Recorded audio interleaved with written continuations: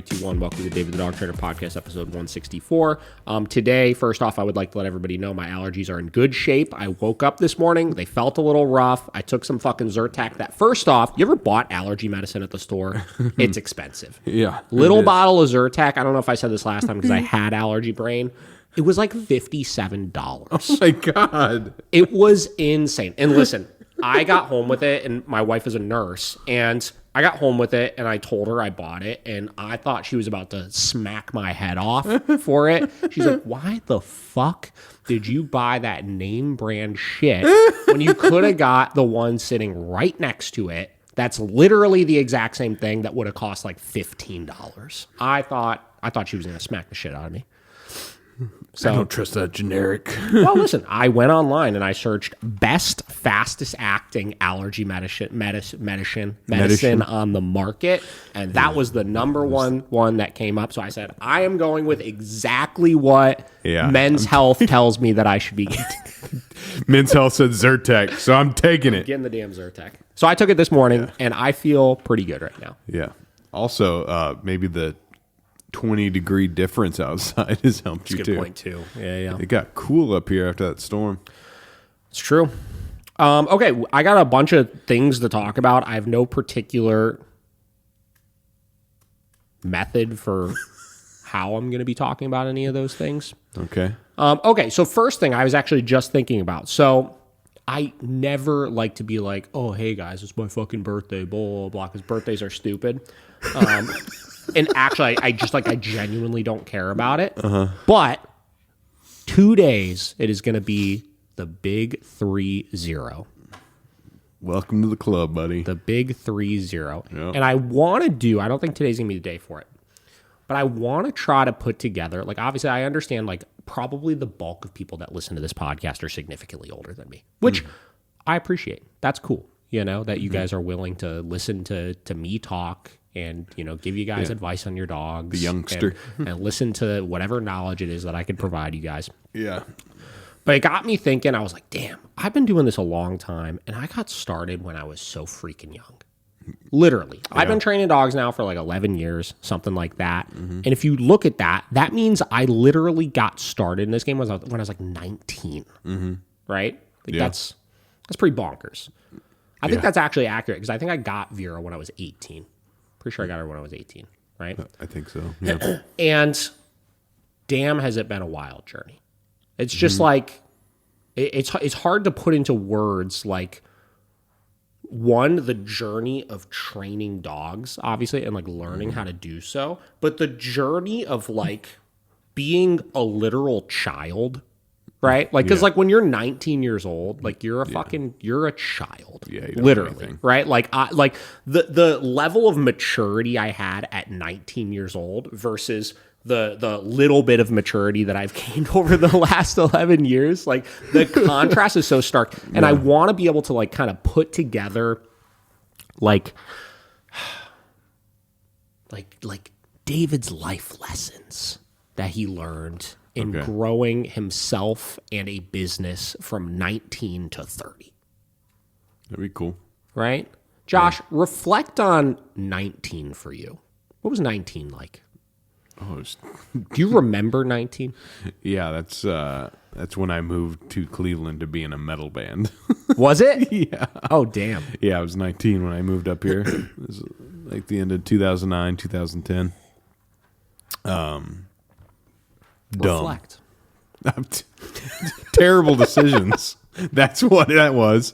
I mean, it was cool. I mean, it brought a lot of things, but I had no idea left or right back then, I reflect on a lot of that, even till like I was like 25. I'm like, man, I look at some of the decisions I made, and they were kind of silly.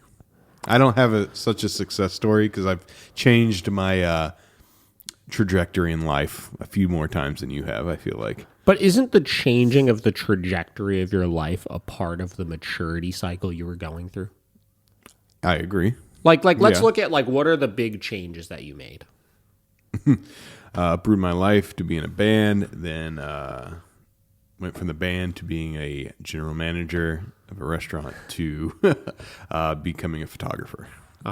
Those would be the biggest ones. And at the stages you made, so actually I don't even know if I know this. So when you went from like band to general manager, right? Was that just out of like necessity of the band is not taking off, things aren't going great with that, so I need to like recalibrate and change it? Or were you just like, you know what, this whole like being a like, especially like a hardcore like frontman for the rest of my life doesn't actually sound like it's going to be the most appealing possible trajectory that I want to go on? Like what was really the transition like? I was pretty much given an ultimatum for my ex. Really? Yeah. Of like the music thing, it ain't working. Yeah, because we bought a house and all that kind of stuff. And she couldn't take me being away from her for months on end. Yeah. So it wasn't actually my real decision. I should have chose differently in the grand scheme of things. How old were you then? I was like when you like kind of stopped the 26. music thing? 26. Yeah. Yeah, it was not my most favorite decision in life, but well, isn't that interesting though? Because so I look at like my journey, and over the course of the last 12 years, we'll say, like I've obviously been through a couple of like substantially long relationships, right? And this is where I get into like the whole journey of evolving from like here to here. Like it wasn't just about the dog; it was my whole life. You know what I mean? And like how I viewed relationships, right? And how I viewed relationships that aligned with the goals that I had. You know what I mean? Because like I've been in that same boat before with past relationships where it's like this individual, like, okay, cool, this is great, right? This is cool, this is fun and everything. But when I zoom out and I look at the macro of things and I look at where I really want to take my life, those two things, like you really need to find the right balance between those two things as well. And it takes a certain level of maturity in order to figure that out, right? So getting back to your journey then, it's like as you're moving along that journey, like you had these goals of forget music, right? Because obviously music always holds a special place to you, right? But like photography and like you working for yourself and all of that, I'm assuming also holds a pretty equally substantial place in your life at this point, right? Yeah. But the catalyst was music at that point. And you personally hadn't figured out how to balance out those two things at that stage, right? I guess so, yeah. For sure. So it took you going and doing the general manager thing, right? And working for the restaurant and kind of trying to fit into somebody else's frame of what they wanted to do for you to figure out and then take that next leap in your life of that like emotional maturity of how to balance out your entire life, you know? Yeah. Yeah, 100%. I mean, it took a couple of years of that, knowing that was definitely not what I wanted to do. And I needed to, thankfully I just had the right people, is like right place, right time to find another creative outlet or be able to work for myself. And that's how I got here. Sitting down. What do you think changed? This is turning into the Josh interview right now. I guess so. Yeah. My life. Yeah. We went from your birthday to my life.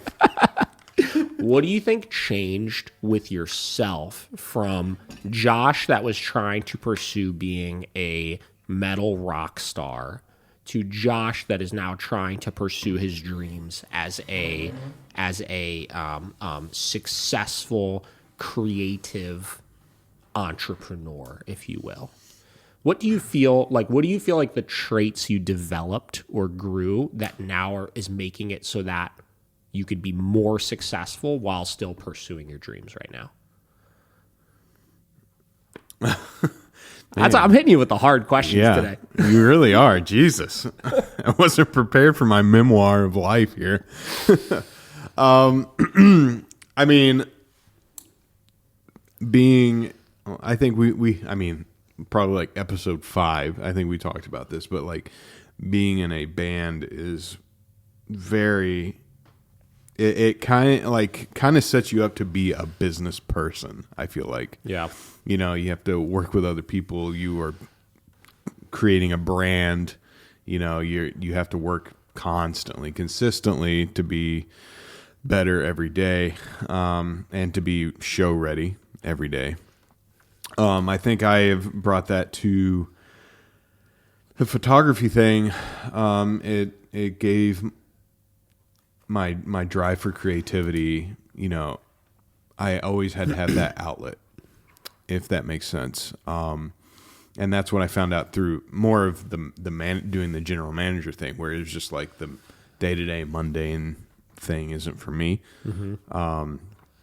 And I love that I'm able to take my photography and I still have a creative outlet, but also it's kind of more in that business realm that I'm helping other companies market themselves and profit, all that kind of stuff. So it's taking my creative outlet and making it more sustainable for myself and benefiting to others. I don't know if that was a bunch of buzzwords, but that's how I feel. I think that makes total sense. Yeah. I was thinking about it too, because I'm at this stage right now where, quick plug here, we've both played music for a very long time. I've been in a band called Envoy for a very long time, ENVOI. We actually just dropped some new music that everybody can go and listen to at this point. I am extremely proud of. It's been really cool to take a step. You know, I've been so focused on the dog thing, which is a creative outlet, but it's such a different creative outlet than you know, co-creating something totally from scratch. You know what I mean? So we did drop some songs on Spotify, out now. Go take a look at it. It's pretty cool. It's been on Spotify for 4 days. We are over 20,000 streams already just on Spotify. Things are going great with it. Anyways, so the interesting thing, and I look at like, okay, so your journey from band to general manager to creative entrepreneur. I'm going to just keep calling it creative entrepreneur. I like that. And that kind of, you have to stick that in your bio. Creative entrepreneur. Yeah. Okay, so I look at it like the skills that I learned being in a band, right, were cooperation with others, right? Mm-hmm. Cooperation towards a creative goal with others, right? Mm-hmm. A lot of empathy, because like anytime you're in a band, especially when you start like touring or like actually doing something substantial past just like playing in your garage with each other, you're spending so much time with people in such a with so much passion towards a specific thing, but like everybody has to work together just due to the nature of things, or else it's all going to just get derailed, right? Yeah. Then you move to something like a general manager, right, where you have to learn the art of truly leading people and specifically being in control of stuff and being in charge of stuff. Because when you're in a band, that's not really the case, right? There's always like kind of your unspoken person that kind of keeps the fort down and stuff. But unless you're like, you know, unless you're like the Rolling Stones, who probably have some crazy business contract written up, or a substantial touring band, obviously, where it's like this person owns the majority of the band, they have ultimate say and things, stuff like that. You don't really have the leverage to like truly make executive decisions on things, right? Yeah. Where, you know, I think that ultimately is what kind of hinders a lot of bands from their success, is that, you know, there's this constant game of compromise, and when hard decisions come about, nobody could really like pinpoint and head to show on those decisions, right? So you move into this general manager position and you learn how to now actually lead people and actually be in charge of stuff, which, you know, is a very important skill to have, especially if you want to learn to do it properly, right? That's getting back to like, and again, I literally wrote down here, David's life lessons. I will, in the next week, write out all of those, and we will do an episode solely on that, I promise. Yeah. I think that'll be a fun episode, right? It'll be fun. But I know my biggest growths that I experienced was going from, you know, being, you know, owning my first company with somebody else, where same deal. It was a 50-50 split. It was like being in a band again. We had to truly learn how to cooperate to the best of our abilities, because really nobody had the ultimate say-so in things, which hindered a lot of growth and a lot of success and created a lot of problems, in my opinion. You know, my opinion is one of my life lessons is going to be no business partner. Let me write that one down right now. No fucking business partnerships. We'll elaborate next time. But that, obviously I went from like trying to be in control, but not really understanding how to do so and not actually being in control of things, right? To then getting thrown into being in total control of things and not understanding how to effectively lead, just thinking it was just about being in control of things, right? To then learning how to balance, this is where I get to like your journey, right? And mine as well. Just yours had very clear like cut points with things, where mine was a little bit more fluid, I feel like, because it was a same company. But you learn how to balance the cooperation and the control, right? And then you could create something that allows you to be in control and make executive decisions, but also cooperate with other people and have a degree of empathy towards people and understand the needs of everybody else and be able to work through things successfully. So I would argue that general manager position that you had, bringing this all back to the forefront here, may have been one of the most important stages of your development to then go back into the creative entrepreneurial field and balance the best of both worlds. Yes. I 100% agree with that. Yeah. Yeah, no, that's for sure. I mean, it was, because I always had shit jobs before the restaurant, honestly. That was the best job I had ever had. Yeah. And it allowed me to go on tour and all that stuff. And when I said, well, I'm not going to tour anymore, I'll take a higher management position. You were still working there when you were touring? Yeah. Yeah. Yeah, I was just like part-time supervisor, bartender, server. Got it. And then I was like, hey, I'll take the full step, next leap. And then, that was not it for me. I quickly understood that. I mean, I liked the leadership role and everything like that, but it just didn't stimulate my brain properly. Yeah, sure. You know I understand that for sure, because it's solely just like leading without like a creative direction. Yeah. You know what I mean? Yeah. I'm very bullheaded too. All you Zodiac people, I'm an Aries. So if that... Does that mean bullheaded? Yeah. That means like I just kind of have to do my own thing. Yeah. Pretty much. I feel that. Yeah. Bro, any job I've ever had in the past where I actually worked for somebody, I've said this before, I am the absolute worst employee to have.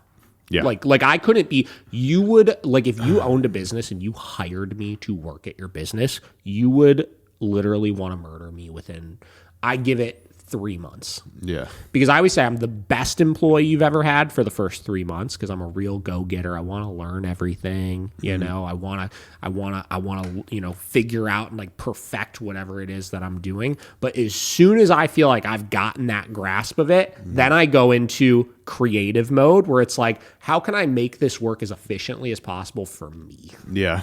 You know? Yeah. So I just start like kind of doing me. Which Yeah. is, I know it's not a good trait to have. David's life lessons, if you're working for somebody else, don't just do you. Don't do you. Don't just do you. Right? Yeah. Maybe make some suggestions if you feel like it'd be better. Get back to the cooperation part of things. Cooperatively try, is cooperatively a word? Cooperatively. Yeah. Cooperatively try to do you. Yes. There you go. But don't just do you. Yeah. That's number one way to just, even if you have the best, because I did think some of my ideas I had in like past companies where I was like, this is great, you know, like this is the best way to do this. I'm just going to do this. I do think some of the ideas I had were like excellent ideas, but just the fact that I took the initiative to just do them, bad idea. Bad idea. That's funny. Yeah, I mean, that's kind of the next step too, is the cooperation part. For my journey, is I've been like a solo dolo guy, you know, like just working on my own thing for the last 4 years. But as you know, I've been hiring people to come help so I can build my packages up. But now I'm thinking, I've talking to my friend. He's got an amazing idea. I'll tell you about it later, but off the record. I mean, he's from LA. He's basically, don't spill his tea, Josh. No, it's not tea. I just didn't want to go off the rails or anything. Just real quick, it's like, go off them, Josh. There's no rails on this podcast. It's basically like a creative agency specifically for like the medical field. So Okay. plastic surgeons, dentists, what do you call it? Family doctors, that have their own practices, stuff like that. But it's targeting them for their social website, all that kind of stuff. To try to get their social media kind of popping. Yeah, and create videos, like whatever, headshots, whatever, everything they need creatively. Yeah. Which is great because he's in LA. Plastic surgeons have a lot of money. It's a great. Yeah, that one that Brittany goes to or whatever. Yeah. The guy, Lip God. Yeah, Lip Whatever. God. Yeah. Him, dude. That dude, his social media is just popping all the time. Yeah. And he probably makes so much money also off of the fact that he just has this huge image. you know? Yeah. But so he's creating this. He's got this agency, and he was kind of. I kind of had a consult with him, just talk about like what the next step is, and I think I'm going to be trying to create. I'm going to have my own thing still, but I'm trying to create like something like a one-stop shop. Same thing. It's like we got people that can do website. Design, what do you call it? SEO management, everything that you would ever need, you could come to this group, that kind of thing. So I'm starting to delve into the world of partnerships again.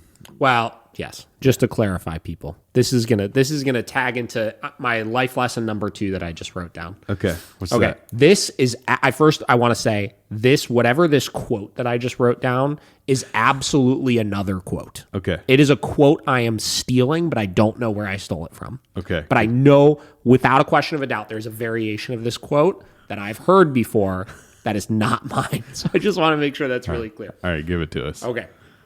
Life lesson number 2. Go far solo. Go further together.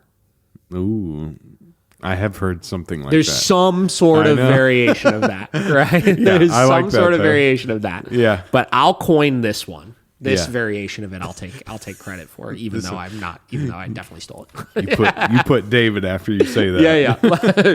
David the dog trainer. Okay, so here's the thing, right? So business partnerships.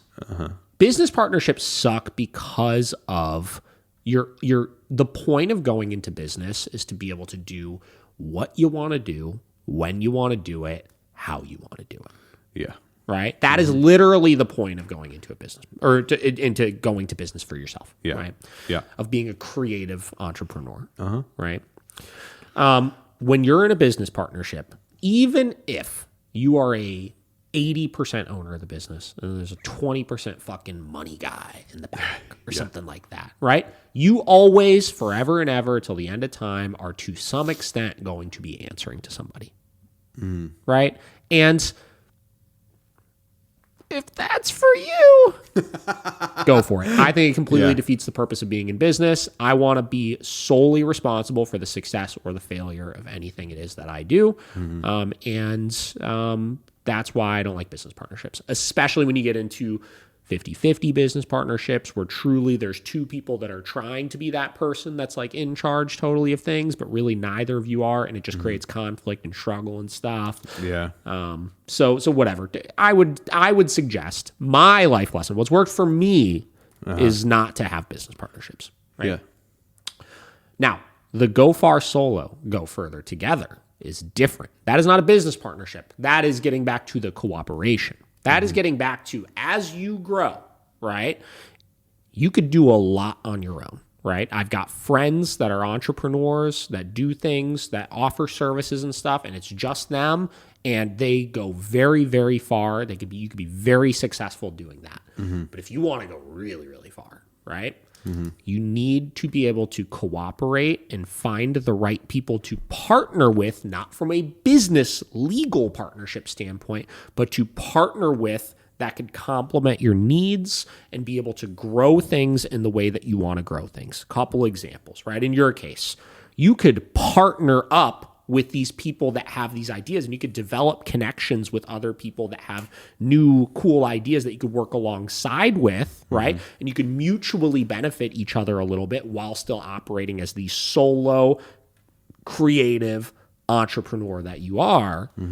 Grow your name and make yourself much, much bigger because everybody's kind of helping everybody out a little bit. In my case, I could do the same thing where I develop relationships with other people. I help out the local county shelter and they help me out, right? I, make really great connections with a very influential person and help them out. And then they help me out by helping to build the name from an internal standpoint, right? I hire really good talent, my trainers, my kennel staff, my management, all of that, right? Like I could bring on other people that I know are really, really good at what it is that they do to help further and grow towards the mission that we're trying to grow towards, right? And I think a lot of times early on in business for people, because I did this as well, right? Early on, you view a lot of your hired people as, we've talked about this a million times, people that can't do certain things as good as you, but they could help you with those things, right? That is a flawed, faulty state of mind. And that is totally an ego issue of you think you're the best and you think that you could never do it. Nobody could ever do it any better than you. When in actuality, I know that there are some of my trainers that could interact with certain clients or train certain types of dogs. Like I've said before, somebody asked me a question, not to get super off the rails, on YouTube recently of like, what is it that I think they asked like, what is it you don't really like doing, right? Yeah. Or it was something along those lines. And I said in it, I was like, I absolutely know that I'm good at working with puppies and I can train puppies and all that kind of stuff. But truthfully, I don't really like working with puppies. It doesn't scratch that itch. I don't like it that much. Whatever, right? Michelle and Bridget, on the other hand, fucking love working with puppies. The puppies. Like, they love it. They absolutely love it. Michelle even helped create our new puppy program that we have out right now. So guess what? I know without a question of a doubt that we have over the last 6 months or so, I would say, expanded our branding from because really we're a behavioral modification training center, but we've been able to expand that branding to we get all sorts of fucking puppies in right now. That's because we have somebody on the team now, or we have multiple people on the team now that could work with those types of clients and those types of dogs with those types of needs better than I can. Yeah. Plain and simple, right? If somebody said, hey, I've got a puppy I want to train start to finish. Should David the dog trainer do it? Should Michelle the dog trainer do it? Or should Michelle or Bridget the dog trainer do it? I would say Bridget or Michelle are going to be able to train that dog and train you better because they have more passion for it. And now at this point, they're starting to have more experience with it as well. Yep. Right? So go far, bringing this back, go far solo, go further together. Find other people, whether you bring into your company or that you partner with outside of your company, that could provide things that are better than what you can provide yourself. Mic drop. No, that's exactly how I'm looking at it is bringing people, we've talked about it before as well, and your example, honestly, with the puppy thing, it's not your cup of tea. Could you train a puppy? Of course, 100%. Do you want to? No. Is it your passion? No. Yeah. Is it their passion? Yes. Will they do maybe a better job communicating everything? Yes, because it's their passion. It's finding those people that are good at, I can't make a logo. I can't rebrand something. That's not my cup of tea. Could I learn? Probably. Or I could find, hey, contract you to come in and help us with this project. Finding the right people for the job. I feel like that's what the go farther together is all about. I'm getting back to, I'm throwing quotes out there now, right? Jim Collins, Good to Great. Fantastic book. Read it if you haven't read it already. One of the first things on his book, it was first chapter or second chapter or something like that, was just get the right people on the bus.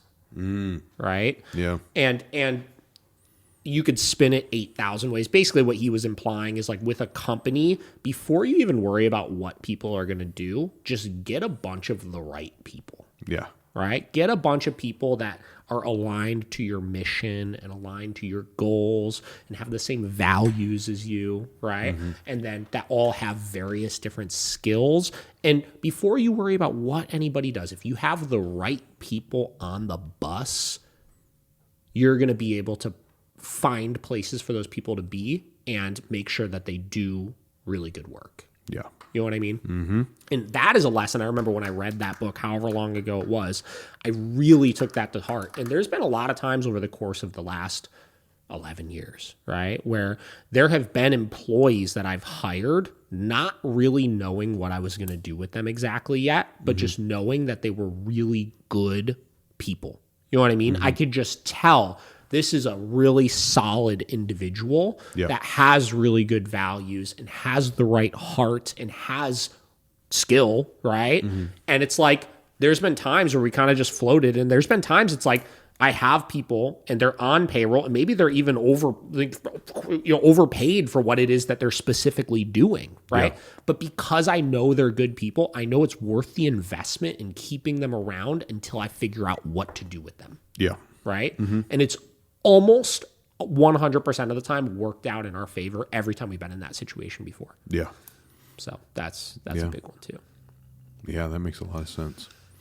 But I hope everyone's getting something out of this right now, of delving into our pasts here. You don't think people are? I think they are. I think people are. I hope so. I think this is good. I don't know. Josh, I want a life lesson from you. Oh gosh. Josh's life lessons. Man, you gotta warn me about these things. You know how we work, Josh. Yeah, I do. And to think, I was going to talk about drama in the dog world today. Maybe we'll still touch on it a little at the end, but maybe a little. Oh man. Life lessons from Josh. Well, this is probably a terrible life lesson for most people, but in the wise words of Shia LaBeouf, do it! I've everything that I've ever done in life, I have just done 100% fall right into it, right? Take the music thing, for example. I, as most of you know, I lived in southern Indiana, which is not really the best place for a musician, out in the boondocks playing to a bunch of corn. So, not the band either. Not the band either. Literal corn. Literal corn with the C, not the K. Yeah. So I moved my whole life and my whole trajectory. I quit college to go be in a metal band in Cleveland, Ohio. And, I did that for a long time. And then when it was to the next thing, I said, hey, I don't want to just be a server or a bartender anymore. I want to be the GM. I want to be the manager over this restaurant. And I did it. And then the next thing was my friend was trying to be Casey Neistat. So I was like, all right, I'm going to buy a camera, a laptop, lights, all this. I maxed the credit cards out. You remember that. And and bought everything and knew nothing about camera work at all. I had nothing. I didn't know what f-stop was. I didn't know what aperture was. I didn't know what ISO was. I didn't know what Lightroom was. And I bought everything anyway. And I was like, I'm going to do that. And so I have always done everything with full force. And it just always seems to work out pretty well for me. But I think if you're going to do something, you just need to do it. You need to fall head first into it. I think that's the only way you really, really learn. I think that's the same way that you did dog training. It's like you got a dog and then you just ripped open the rabbit hole, You went way down and it became your passion and what you love. Yeah, I'll bring this into a little bit of dog training here. So, sometimes you wait for the right time to do things and the right time just never exists. Yeah. Right? Like I made that mistake with when I was leaving my business partnership. I waited way too long to do. I knew almost from 2 months into it that I was going to not be with it anymore at some point, right? But I kept waiting thinking there was going to be a better time, a better time. And at some point I just hit a point I was like, I gotta go, right? Yeah. And equating this shit happens with dog training all the time. I was doing a virtual call last night with a client I'm working with in New York that has 2 dogs that were previously getting in fights with each other. I've been working with this client now for months. Things are going absolutely fantastic. Like that was actually literally our last call was last night because things are just going well. They're like no problems, right? So whatever. So I was just like, what is there anything else you feel like I could help you with or anything like that? And he said, yeah, I just if there's one more thing that would just like really make my life a lot easier, because he literally lives in New York City. He was like, is if I could just walk both of the dogs together, And I was like, why aren't you? He was like, I don't know. I just feel like maybe I just like they need to have even just a little bit more time and success together or this or that. I was like, no. I was like, literally, go walk them together tonight, right? Or go walk them together like first thing tomorrow morning.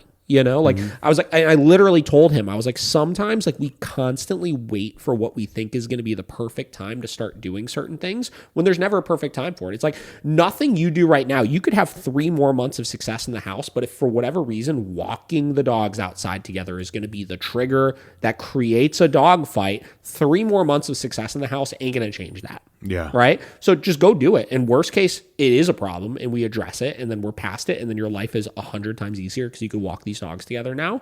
Right. And best case scenario is what I think is going to happen, which is literally going to just not be a problem. Yeah. Right. And then your life is immediately better because 100%. of it. Yeah. Right. Yep. So yeah, the right time doesn't exist. Now there's caveats to that, especially with dog training and stuff, when it comes to certain things you need to do, there sometimes is a right time for certain things. For sure. But for the most part, if you feel like you're at a comfortable stage and you don't know when the right time is to move to the next stage of what you want to do, chances are it's been the right time to do it. Yeah. Very, very, very true. The other one, I guess, would be overcoming adversity. Oh. Is that a life lesson? That is my life lesson because my example spin it into, so overcoming adversity is like a broad topic. Yeah. Turn it into a life lesson for me. Yeah. The easiest one is September 2019. I do my first food job, my first restaurant, September 2019. And I was like, I love this. Fuck yeah. Yeah, this is it. I love taking pictures of food. Fuck weddings. Fuck baby showers. I don't want to do any of that. I want to take photos of food. Like, this was so much fun. So I start delving completely into that. I start contacting restaurants. You kind of remember this a little bit. And then what happened? The pandemic. Everything shut down. Josh said, well, so much for the food. So much for restaurants. So, and for that, continually, that next year and a half was a big struggle bus because not one restaurant had any kind of budget for a long time after the pandemic. So I made it through it. I was like, I know this is tough now, but I know that I can make this work. And I did. Yeah, I'm here today. Like, well, you did what you needed to do, right? Yeah. Like, I remember you picked up that job at fucking Pet People. Was Yeah. that it? Yeah. Was that the only side job that you had at that time? that was it. So Pet you picked People. up the job at Pet People, but you didn't make the mistake of what a lot of people do, which is just throwing the goals of doing the photography, the food photography, all that to the side. I'm just going to have to work at Pet People and find a new career and this and that. You did that to support yourself as you figured out how you were going to make the bigger picture of the food photography work. yeah. You know? Yeah, it was. You grinded, if you will. Yes, I grinded. Unfortunately, at a minimum job, but that's all I could find during a pandemic time. Yeah. And it was good because it was just enough hours to keep me living and be able to focus on what I needed to do. And that would be my overcoming adversity life lesson is Stick with it. Yeah. I feel like is probably a good way to put it. You know? Instead of that, stick with it. With it. And when did you start to get yourself out of that hole? Like when you were working at the Pet People, right? Like when was really the turn where it's like, oh, okay, this stuff is starting to pick up again, you know? It was a solid year. Yeah. Yeah. I mean, it's about the time that restaurants started opening back up and letting people inside and not just doing carry out orders and stuff. Yeah. But that's when I was like, okay, I can actually make a run of this. Make a run. Yeah. You got to make a run. And I mean, I'm sure it was the same way with you. You know, you said you were, with your prior business partner and stuff. I'm sure sometimes you were just like, oh my God, what is going on? Oh, here? the grinding through it was always an inevitable. I don't think we ever really had like a massive situation where it's like, damn, like, like we're going to fucking go out of business or anything like that. Even though I tell everybody, I convince myself once every quarter, almost to a T. I convince myself once every quarter. We'll have like a slow 3 days and I will fully convince myself, not even just like fully convince myself that we are going out of business. Yeah. Once every quarter, that generally happens. Yeah. Well, okay, let me say, like, when you guys bought that, the facility that you're in now, and you were living there, Yes. to make it work, you were living in the facility. That sucked. Also, by the way, listen, I was talking about this in Canada because when we were up there, Anesh, the owner of K9 Academy, we went out to dinner after the seminar and like a bunch of his like trainers and stuff like that were there.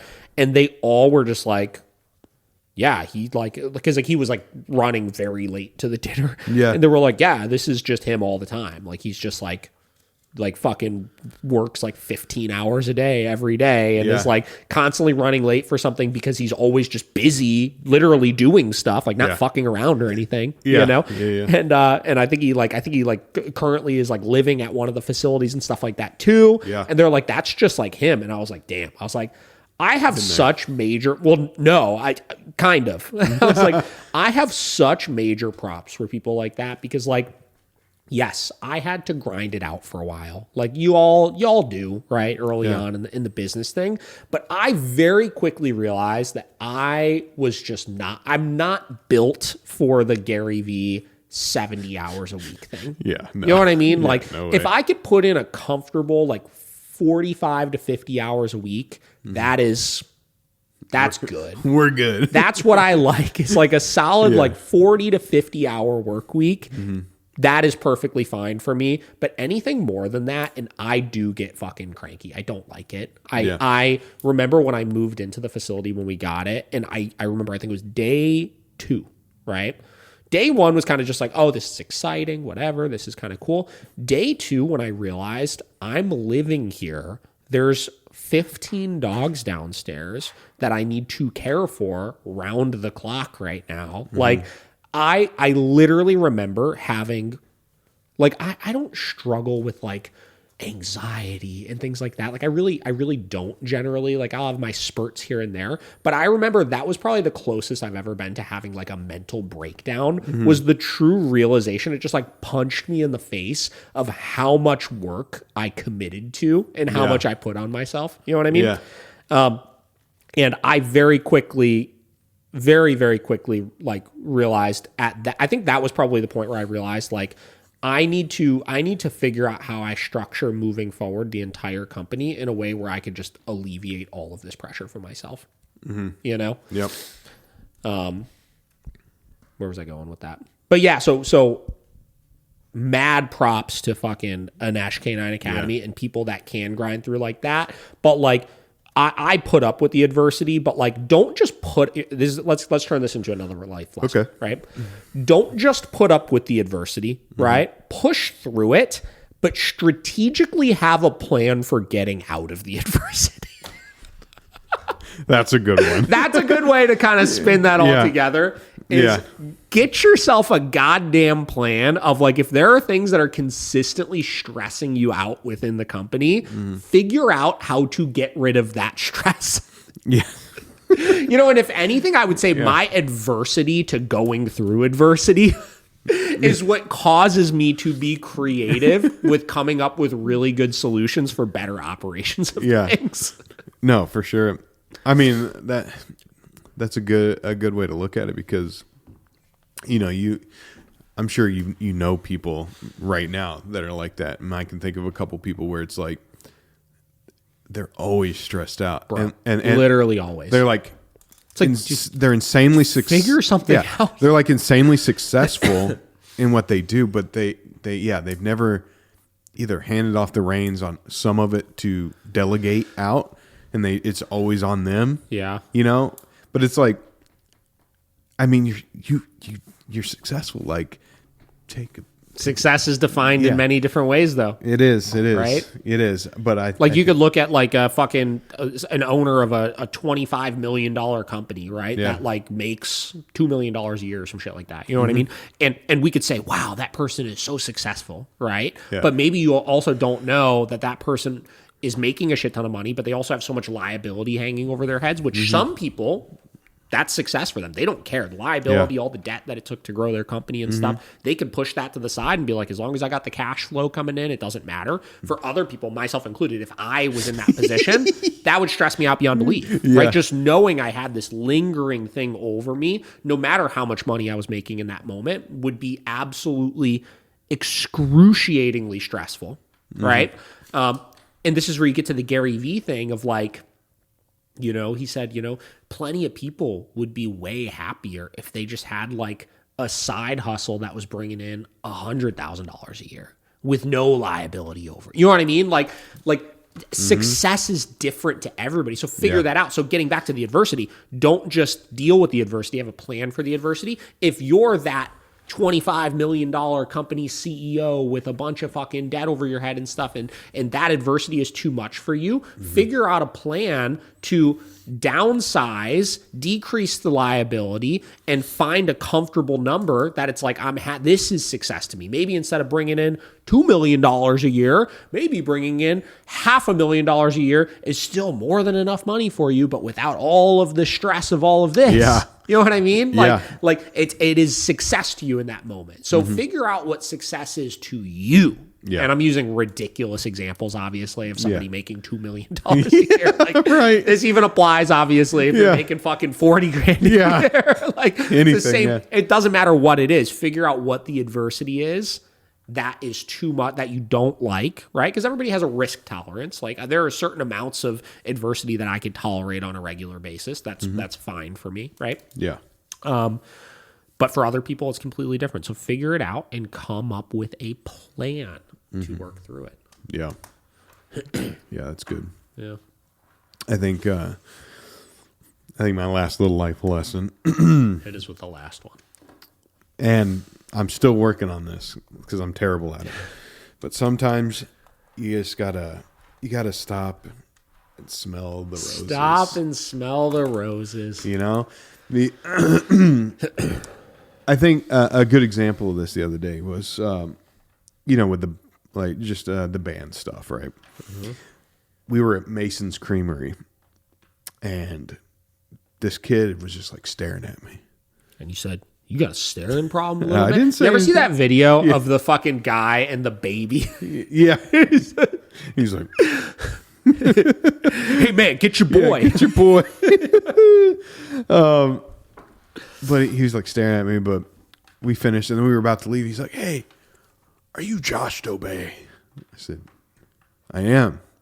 He's like, you were in the Gateway Complex, right? I think you posted about this online. Yeah, I did. And I was just like, yeah, man. Like, and that was the first band. Like, that wasn't even the biggest band I was in. That was like the first one when I moved up to Cleveland, and he was like, man, your shows were crazy. I loved it so much. And like, it made such an impact in my life back then and blah, blah, blah. And, I was like, oh, that's cool. But when I really thought about it, I was like, dang, like I never ever took time when I was in the bands to like think, wow, we did something. We accomplished like something. People cared. I knew they cared, but I never really thought about it. I never took the time to see what I had accomplished. Like I became like, I was a person in a touring band. Like a lot of bands 99% of the bands I don't think ever get to really tour, and I never took the time to see what I had accomplished.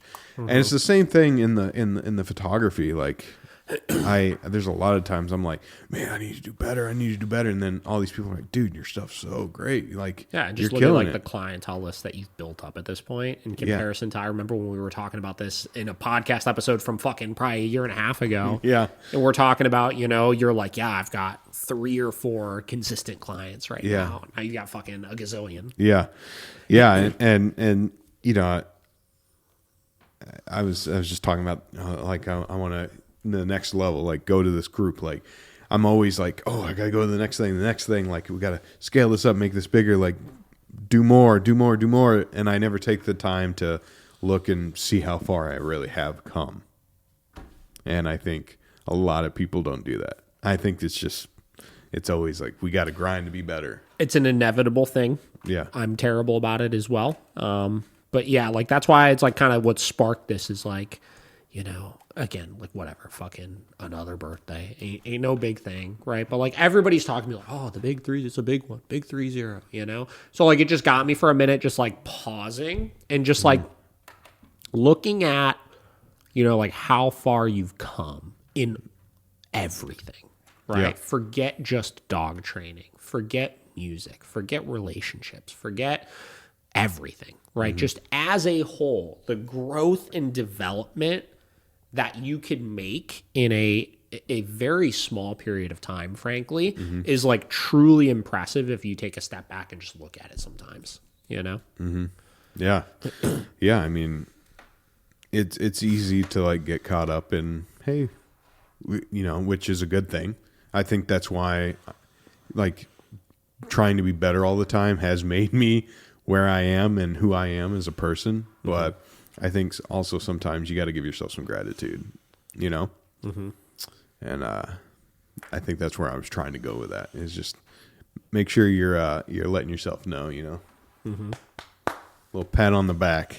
You're doing a great job. Yeah. You're all doing great jobs out And there. then if I had to give you one last little life lesson to send you off on, be authentically yourself. The hardest thing in the world, but understand, just how I talk to people a lot about, understand who your dog is and become okay with who your dog is, like at their core. Like you can strive for better, but like this is who you are. Understand how you are too, right? I was joking about the like, I ain't built for the 80-hour work weeks. Yeah. I know that's who I am. I'm not going to sit here and try to act like that's who I am. Yeah. And even if I've done it in the past, I'm not going to try to act like, yeah, that's me just fucking grinding through the 80 hours. Like it ain't no fucking thing and blah, blah. Like it sucks. I hate it. Right. Anytime that ever happens, I fucking hate it. Right. And that's okay. Right.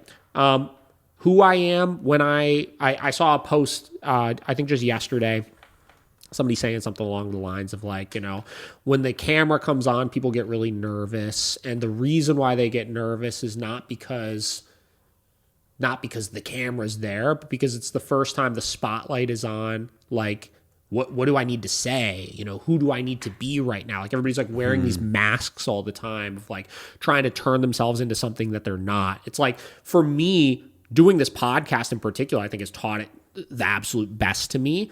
But like, I get on this fucking thing and I could not be like, if you meet me in person, like who I am on this podcast could not be closer to who I actually am just in real life. And being able to shift out of the mentality of like putting on a show for everybody to just being yourself, I think has been the biggest reason why this podcast and every other aspect of our business and our career and stuff like that has been able to grow so exponentially and connect with people, is because it's real. It's not fucking fake, you know? Yeah. So just be you, like just, I don't know how else to say it. Just fucking be you. Yeah.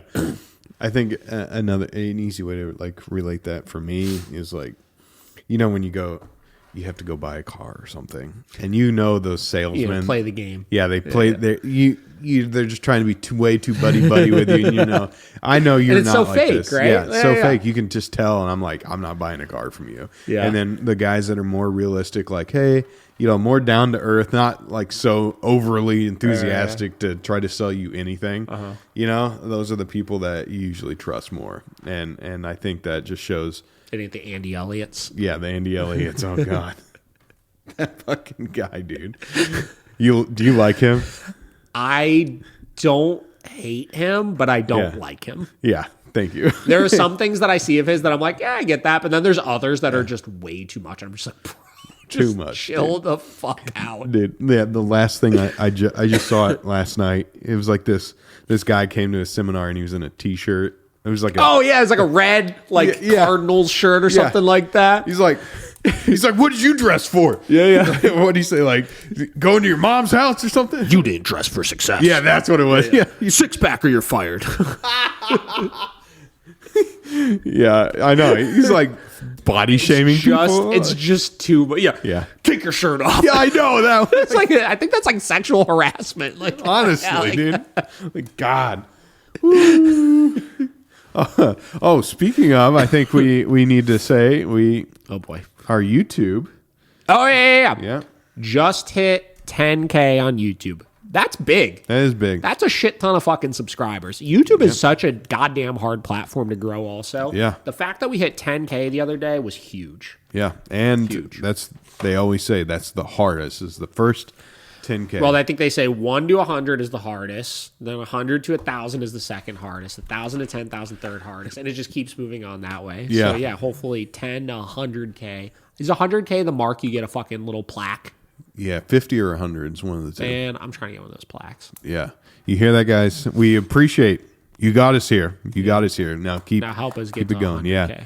Yeah. Keep commenting, liking. Dude, 10X. Dude, I feel like we consistently get a lot of comments now, and that's been like the biggest show for me. Yeah. Is that's the show of like organic growth, I feel like, is that we keep getting good comments, not just like bot comments, like yay or whatever, or great thing. It's like people that are actually invested in what we're doing. Yeah. I like it. Yeah, it's been great. You got any other life lessons to throw at people before we head off into the sunset? No, I think that last one was good for me. Be you. Be you. Be authentically you. Yes, be authentically you. Well, I think I said when we started that we were going to talk about other things, and we're not going to do that, obviously. And then I think I also said that next week we would do our life lessons episode, which we're obviously not going to do that now. Yeah. I'll see if I can think of a couple more, but I think we did it all today. Yeah, maybe we can hit drama next week. Yeah, we got some drama. Drama. We'll give everybody a little teaser here. We got some drama between Dog Daddy and Callie Canine is going on. We got some drama between Zach George and Denise Fenzi, Zach George and Canine Optima. We've got all sorts of drama going on in the dog world. So we'll do. Everybody loves when we do a little drama coverage episode. So maybe we'll get into that next time, or maybe it'll be something else random again. We don't know. Check in next time and find out. Yes. All right, that's it. That's it. Bye.